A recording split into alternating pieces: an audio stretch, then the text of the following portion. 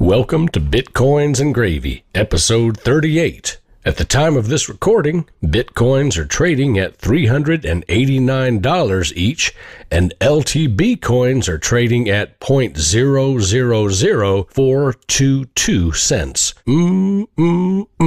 Now that's gravy. Welcome to Bitcoins and Gravy, and thanks for joining me today as I podcast from East Nashville, Tennessee, with my trusty dog Maxwell by my side. Say hello, Maxwell. We're just two crazy guys from East Nashville who love talking about Bitcoins and sharing what we learn with you, the listener. Thanks for listening, and we hope you enjoy the show. On today's show, I am pleased to have back on the show Cedric Cobbin and Eddie Corral of the Bitshares Music Foundation. Cedric and Eddie talked to me about the music business, past, present, and future. And indeed, the future looks bright for the music business as we prepare to move away from our old paradigms that keep the power in the hands of music business fat cats and put the power where it belongs, into the hands of the musicians, the music creators, the artists, for the first time in world history. How is this possible, you might ask? Well, you'll have to listen to the interview to find out now, won't you? But I'll give you a hint. It has something to do with the world's first decentralized music label.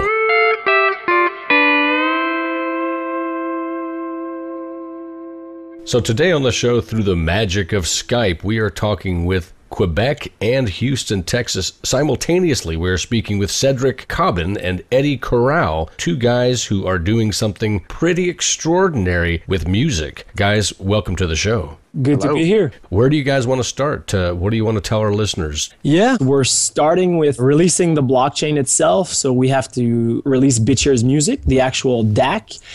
So that DAC is basically a copy of Bitshares X. So we're using the Bitshares toolkit to release that, meaning it has all the same functionalities, only there'll be a couple little tweaks to make it more music-centric. If you would tell our listeners what a DAC is. Some people may not know what a DAC is.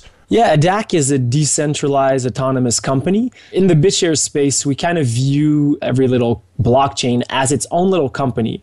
So the DAC, decentralized autonomous company, would be a company that has no human in charge, no CEO, nothing like that. It's all automated, but it has a purpose, just like a company. Its purpose is to make profit, and it has expenses to pay out. In the Bitcoin world, the profit are all the transaction fees, and the expenses are paying for your security guards, which are the miners. Isn't it true that a DAC cannot be shut down? A DAC does not live on a central server, is that right? Exactly. So that's one of the main characteristics of DACs, and why we would want to go that approach is that it's just, once it's launched, it's pretty much unstoppable. In Bitcoin's example, as long as miners are mining, Bitcoin is alive. In the case of Bitshares, as long as the delegates are pumping out blocks and processing transactions, the DAC is alive. Okay, the delegates, and how many delegates are there? Bitshares X, Bitshares Music, all the Bitshares products run on DPoS, which is delegated proof of stake. So everything goes through 101 delegates, which every single shareholder can vote for or against. So it's kind of like decentralizing the mining power, I guess you could say.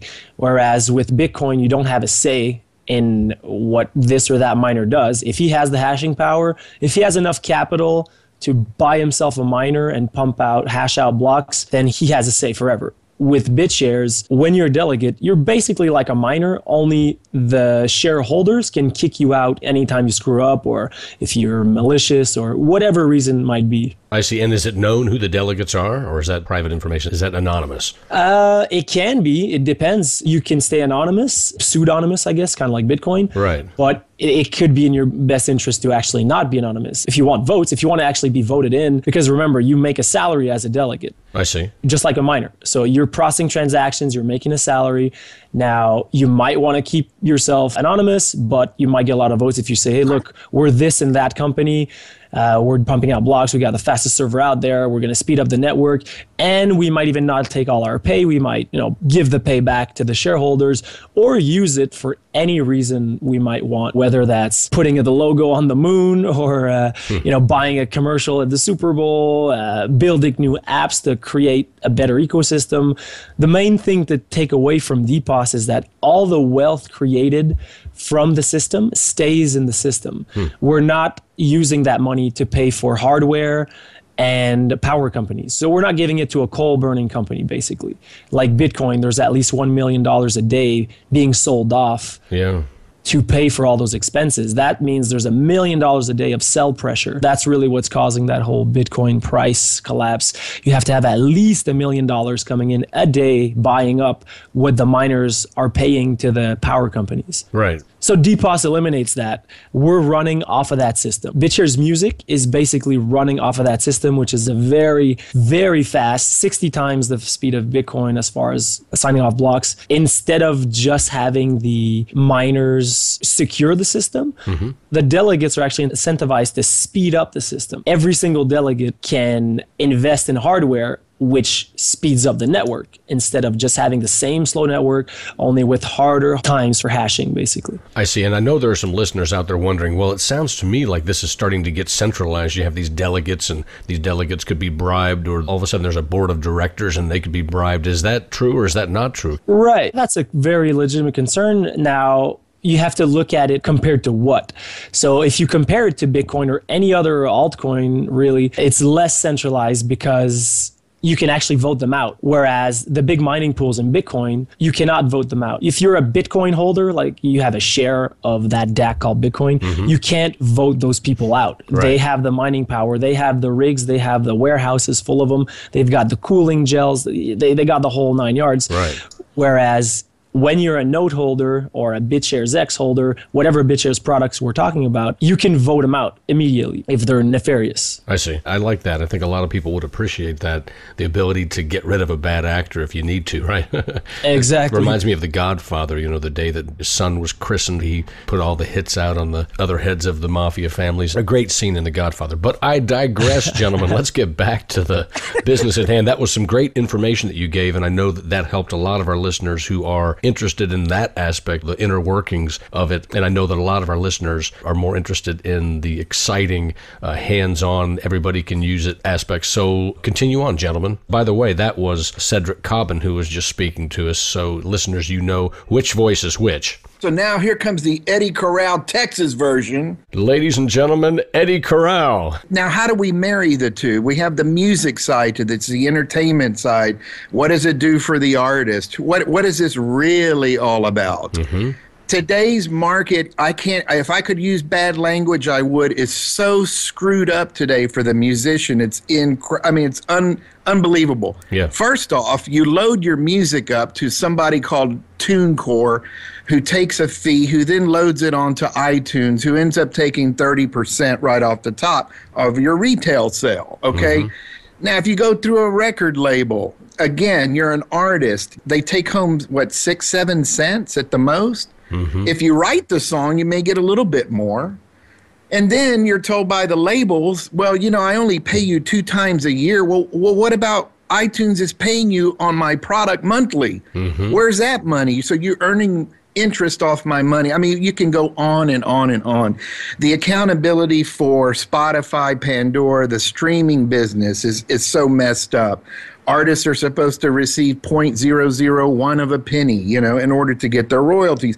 So there's no accounting for any of that. What our first attempt on this platform was to create let's make an artist coin, let's build an exchange, and those were all great ideas. What we faced in the beginning, also from the Eddie Corral Foundation, was a lot of money that went into this project, which is good. I'm here for the long haul, too, by the way. Anybody listening to this is no pipe dream. I've been in the music business 25 plus years. I've worked for every major label, was with Clear Channel Radio. I can go down the list. It's been a great time, and I'm really behind this 100%.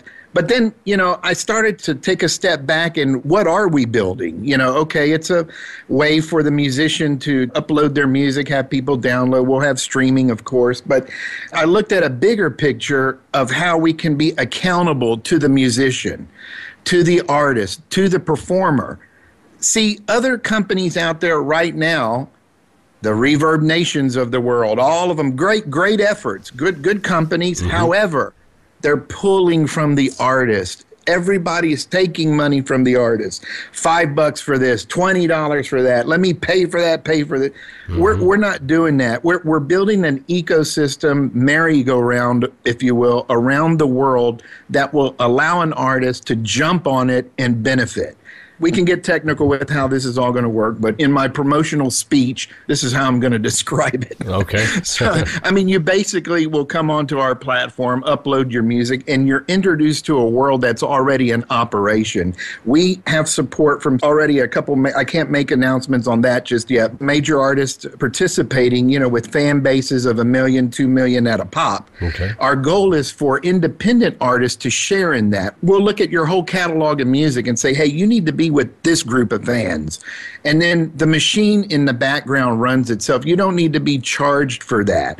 Before you know it, you know, your fans will build on its own. Yes, we are developing artist coins, kind of like a baseball card, if you will. And the people who purchase, let's say, we always use, this is our worst analogy, but we're going to do it because Cedric is from Canada. Let's say we have the Justin Bieber coin. Oh, man. One of Cedric's favorite coins. He can't wait for it to come out. So you have the Justin Bieber coin. Yeah. So fans who hold that coin, you know, have chances now to sample music and earn more coins. So the fan the artist can reward their fans, and then those coins we're linking up with other sponsors like Starbucks, like your big people, to reward everybody. You know, hey, wouldn't you like a free cup of coffee if you told me to listen to this song? And do you like it or not? Okay, boom, it pops on your phone. Now go to Starbucks and cash it in. Right. That's what we're talking about here. So, and it also builds the fan base for the artist. With all of that said, though, at the end of the day, there's still proper accounting. At any one time, the artist will be compensated. If there's music publishers involved that need to be paid, boom, they get their money. That is what has taken us so long, is to marry. See, I came from the corporate side of the music business. Right. And when I met Cedric and these crypto guys and these devs, what the hell is a dev? You know, so I had to define and I had to get my vocabulary together. I've had a great time with this effort, but it was now, how do we marry blockchain with the masses? Right. And we've done it with this product finally. And that's why we're attempting now to go public with things and hopefully launch this, I think. What did we say, Cedric? I think it all depends on the Bitshares toolkit. It's very recent that we've decided to implement streaming. We were going to go straight away with an MVP, just allowing the artist to upload his music and then allowing him to create his own coin, right, to incentivize his fans. We can go into that a bit later. But now we recently decided to go with the streaming option because it is kind of the future. People are streaming more and more from their apps, from their phones. So, so that might complicate our estimated time of release, basically. We'll have a full product instead of just an MVP. Right. It sounds like what you guys are doing is a monumental task, actually, when you think about it and you think about where is this money going to go and how is the writer, the publisher, and whoever else is involved, how are these people going to get paid, the licensing? All of those things are pretty complicated, and you're trying to do that here with a new technology. I mean, this is cutting edge stuff. So let me ask you guys, forget about the Beebs or whatever they call him, but let's use an unknown. Like Eddie and the Tornadoes? Eddie and the Tornadoes, or let's use John Barrett, right? I'm a songwriter. So let's say that I want to get involved with this.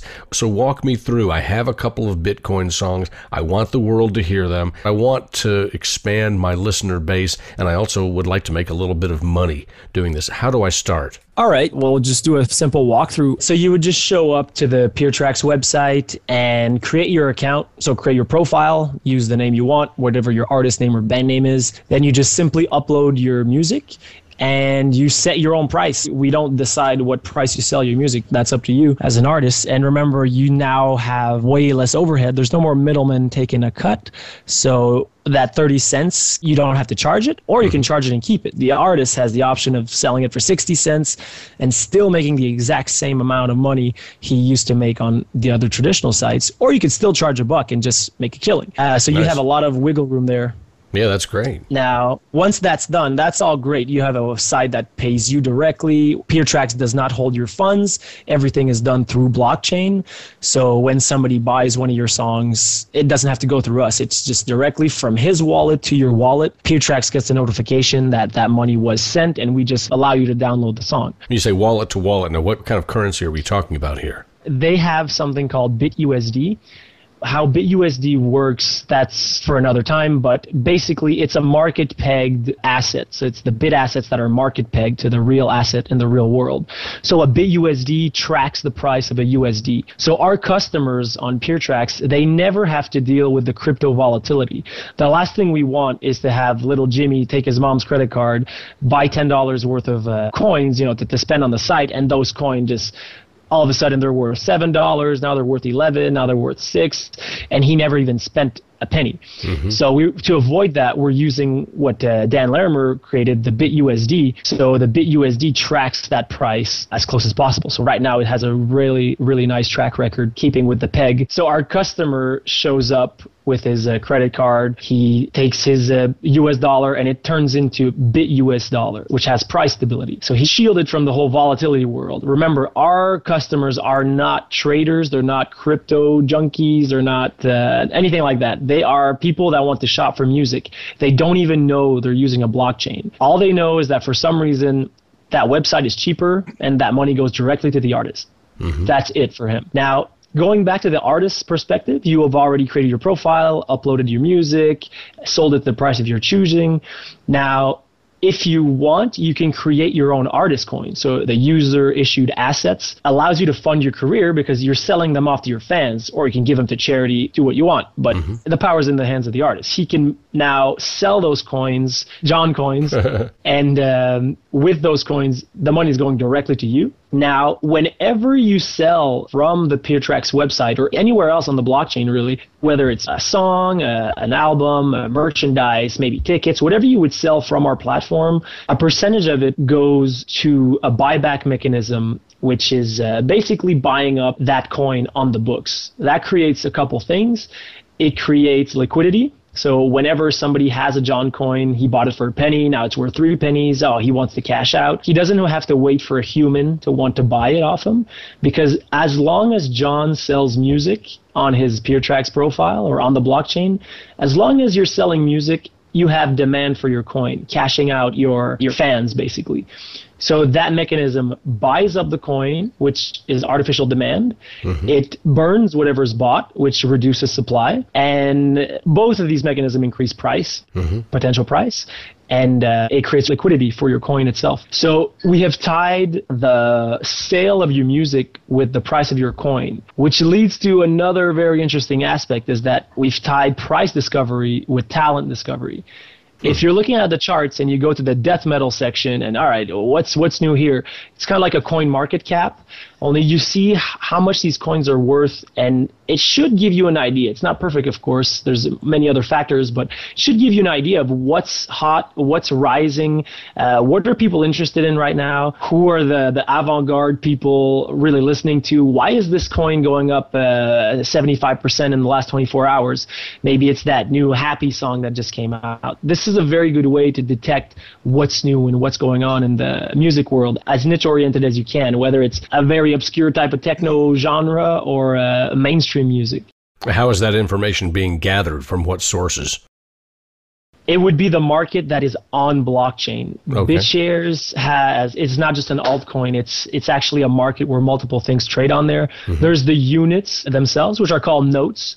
The Bitshares music notes are what Bitcoins are to the Bitcoin network. So they're just the basic unit. Now, on that blockchain, you can have bit assets like the BitUSD, which are basically just a US dollar collateralized by notes. Mm-hmm. So you're just trading around that stable market pegged BitUS dollar. Okay. And you also have the user issued assets. So the John coin, the Snoop coin, the Rihanna coin, and of course the lovely Bieber coin. Mm-hmm. So all those things are trading around the blockchain. Everything is done on blockchain. There's no centralized exchange. The blockchain matches everything together. So if you want to sell a John coin to Eddie and Eddie's sending a BitUSD, it never goes through anybody else. The blockchain will match Eddie's BitUSD to your wallet, and your wallet will now send one John coin to Eddie's wallet, all without middlemen, without anybody taking a huge cut. And that's it in a nutshell. That's great.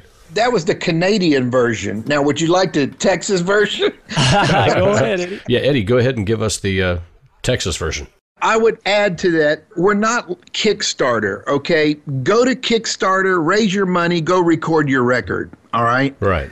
Come to us, though, when you're ready to sell, promote, and do something with your music, you know, and the issuing of the coin, or what we like to term it more as a baseball card, you know, obviously those were some of the obstacles we were all facing before, you know, the legislation and regulation was saying that these were issuance of some type of stock. Anyway, you issue these baseball cards, so to speak, tokens for yourself, and that's how you raise your money. And you got to be realistic as an artist as well. You got to know where your fan base and you're trying to get going. Well, you know, you probably want to start out with 500, 1,000 coins. You know, now we've got some other players, they're already talking issuing 50, 100,000 coins and doing charity type of events, you know, trying to raise money for charity. There's such a lot of great benefits and ideas that came about when we really went forward with this. So as you asked, how can we help, John? There'll be drop-down boxes, questionnaires, things that we can suggest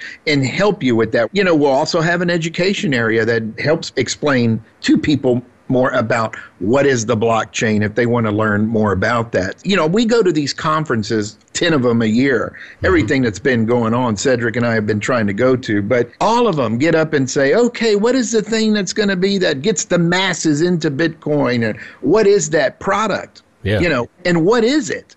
So far, the race has been to set up infrastructure, the Coinbases, the Copays, the wallets, all of the base structure we need in place. But then, okay, so how do we utilize it? Patrick Bine over there with Overstock making his big announcement. You know, there's mainstream applications for the blockchain. I think that's been the problem, is that it's been too Bitcoin, Bitcoin, Bitcoin, and everyone trying to badmouth the product. So our next phase will hopefully be to have this where musicians can come and at least begin the profile setup and the education process. Well, I think music is a great place to start if you want to get mass adoption for Bitcoin or for digital currencies, or just for the whole idea of a blockchain, or the whole idea of DAX, which I think Larimer is one of the pioneers in DAX, the whole concept, right?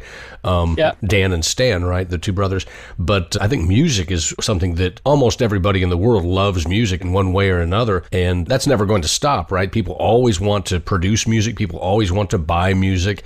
And so, yeah, I think that's something that's really at the heartbeat of what people want, and what people are going to continue to go after. So, yeah, what you guys are doing with this, adding Eddie's experience with all of this tech experience that I assume Cedric has and a lot of other people have, this is brilliant. I love this whole concept. I really do. The time has come for something like this. I'm doing all the research, and Eddie doesn't need to do that research because he already knows, but the model is broken. The way everything works is broken. Those agencies that try to track royalties, and some people that don't have a transparent ledger, and you can Google it and you'll see blog posts. My song was listened to 1 million times on Spotify and all I got was $17. And right. That kind of thing. So there's a lot of room for improvement in the music world, and we have the technology to now do it. We just have to align all the incentives, and that's exactly what cryptocurrency can actually do. Yeah, you know, it's funny because the music business before MP3s, I remember talking to a publisher here in town, and he was at a meeting. This was right when MP3s first started to exist, right? So he went to this bigwig meeting of all these music execs down on Music Row in Nashville. And he said when the meeting was over, and after everybody, you know, after the shit had hit the fan and everybody was trying to explain what MP3s were, right? There were still guys outside scratching their head, these old music business guys saying, you know, now how do we sell these MP3 things?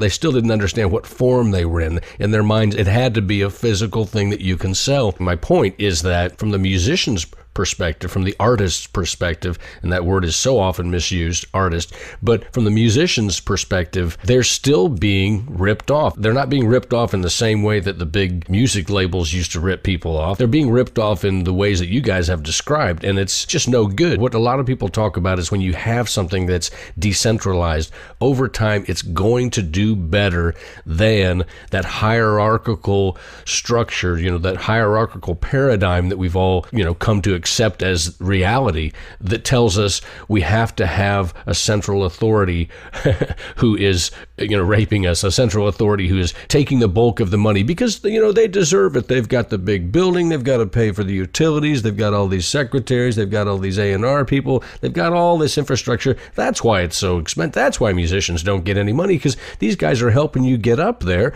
and in the process, they've got all these bills to pay. Their overhead is huge, so, it makes sense. Well, yeah, it makes sense unless you're the artist who is, the classic starving artist, right? And that's still ongoing, so I think what you guys are offering is fantastic. Let me give you just a 2-second example. So the press said the music business is down the tubes. Record sales are off. I'd go to the Interscope offices, 6 floors. You go there today at Geffen, there's probably luckily 2 floors and people halfway are filling those offices up. Right. It wasn't a loss to the labels, ladies and gentlemen.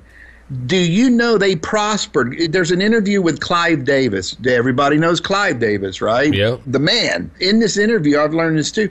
The appearance of a shutdown was from the manufacturing plants, other distribution locations around the U.S. Those were beginning to shut down because there's no physical delivery of compact disc or 12-inch vinyl or any hardcore product, right? So what Clive says is that's when we were cutting our loss. You're right. Get rid of the equipment, sell it. Download is here.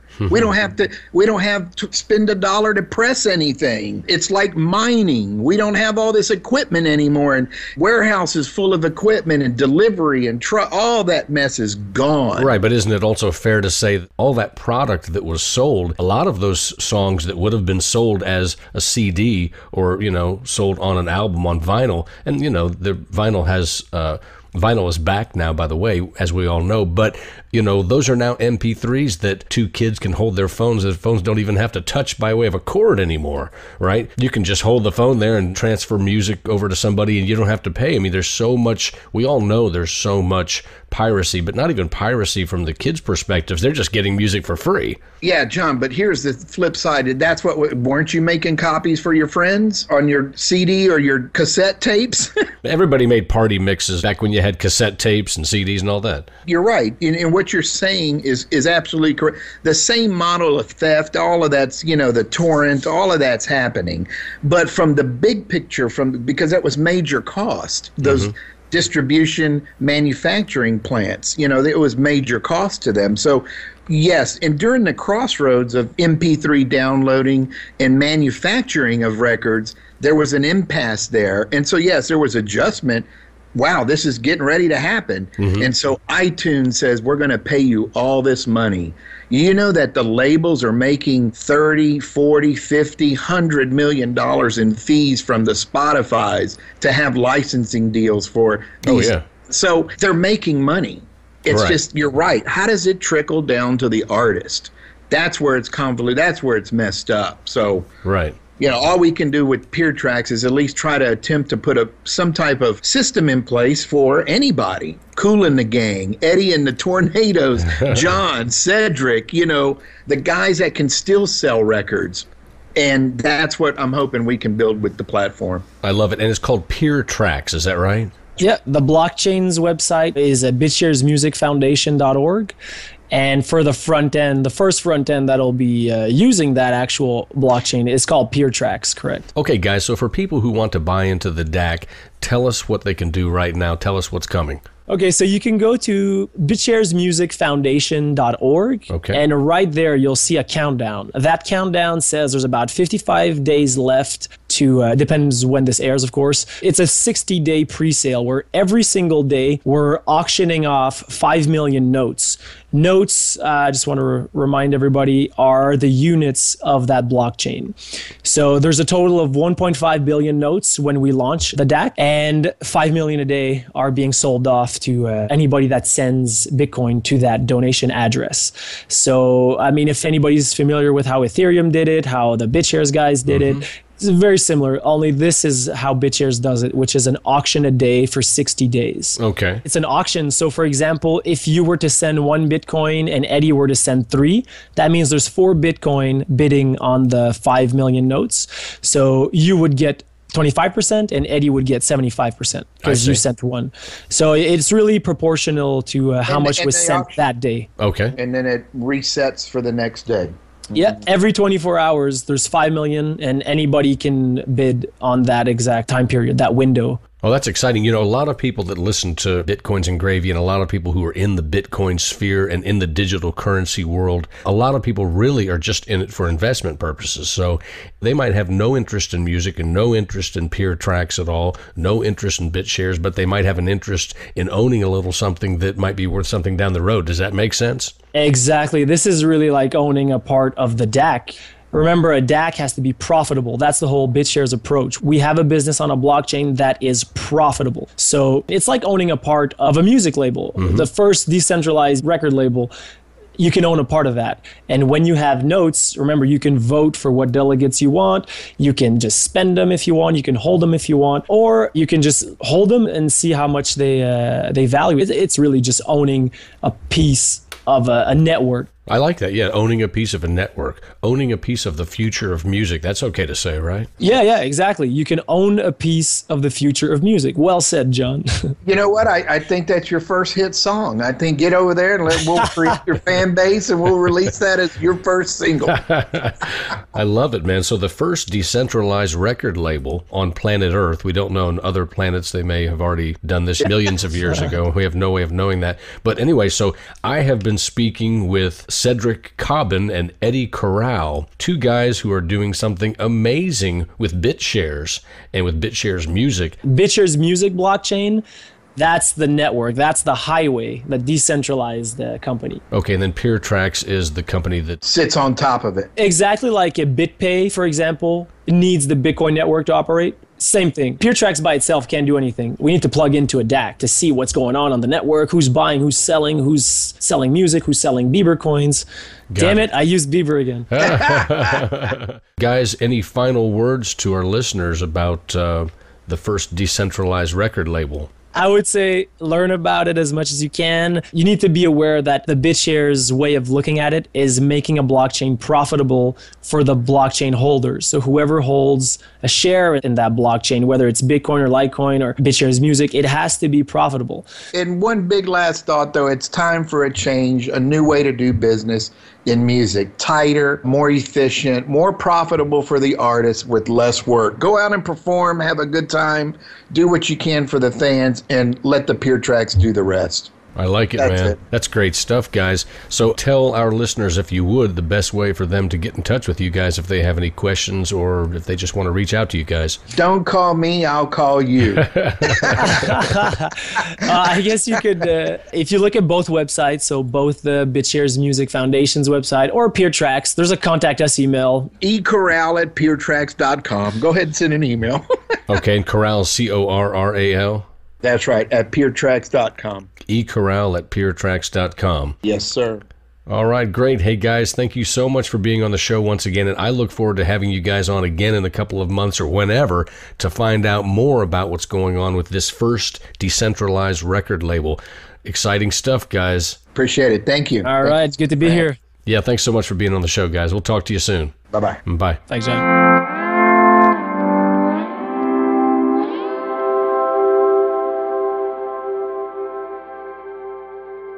Hello, friends. Have you heard? I have for you a magic word, and today the magic word is notes, like musical notes. N-O-T-E-S. Notes. Now climb aboard, y'all. This train is bound for glory. And there's plenty of room for all. Well, Satoshi Nakamoto, that's a name I love to say. And we don't know much about him, but he came to save the day. When he wrote about the way things are and the way things ought to be, he gave us all a protocol this world had never seen. Oh, Bitcoin, as you're going into the old blockchain. Oh, Bitcoin, I know you're going to reign, till everybody knows, till everybody knows your name.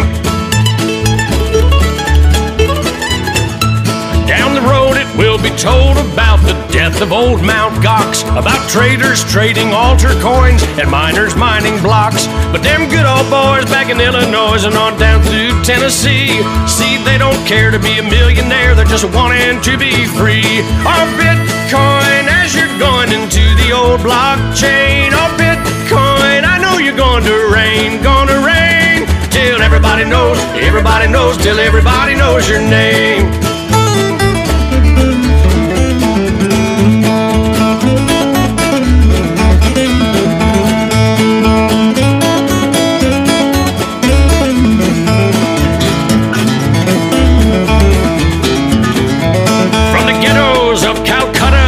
Halls of Parliament, while the bankers count our money out for every government.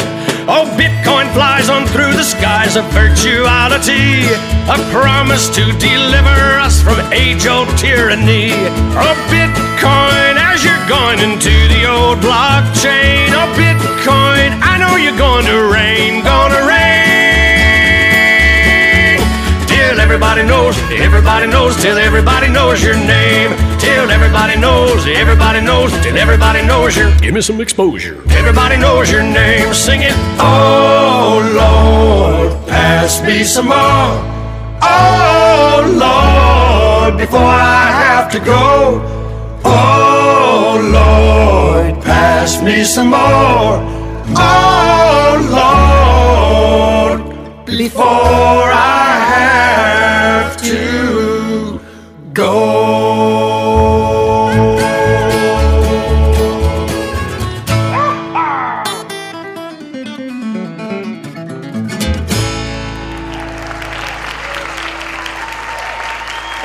Thank you, East Nashville. Y'all be good to each other out there, you hear? I'd like to thank my guests on the show today, Cedric Cobbin and Eddie Corral of the Bitshares Music Foundation. To find out more about Bitshares Music Foundation, go to bitsharesmusicfoundation.org.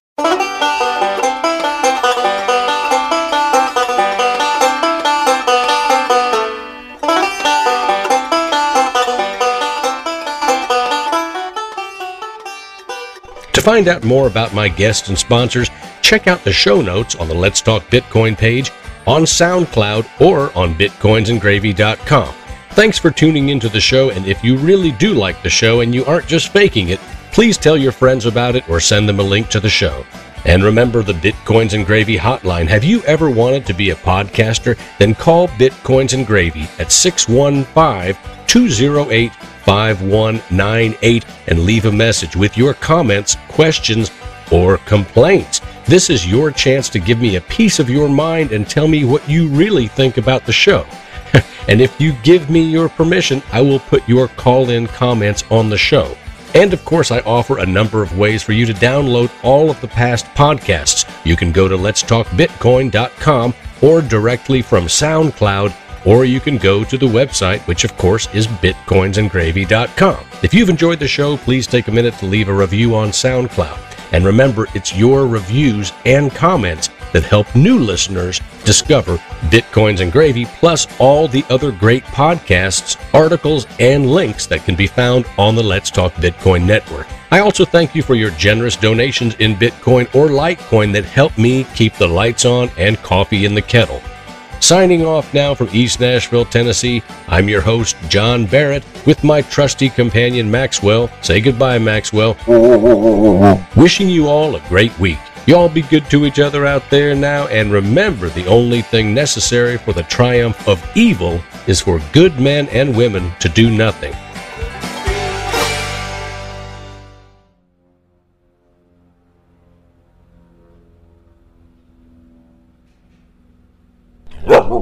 Yeah, I know. I know it was a short show. I don't feel well. The next show is going to be short too because I've got to go out of town. You know that. No, I'm not going to record. No, I'm not going to record anymore. No, this is the end of the show, dude. So you can stay here and keep talking, but I'm done. No, I'm serious. Max, that's not funny. No, look. Hey, I'm doing as well. Okay, I'm going. Bye. No, I'm done. I'm going. Young man, this conversation is over. I'm out. I'm out.